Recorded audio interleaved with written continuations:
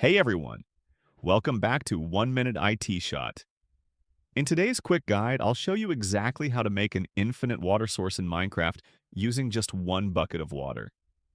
If you find this helpful, don't forget to like, subscribe, and hit that notification bell for more useful Minecraft tutorials. First, break 2 blocks in the ground, side by side, like this. Now, take your one bucket of water and place it on the upper block.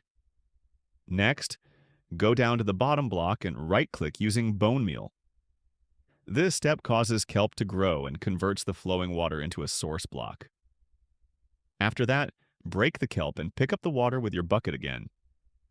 Now, dig out 4 blocks in a square shape, 2 by 2, next to your first block. Pour your one bucket of water into one corner of the square. Then go back and refill your bucket from the new water source.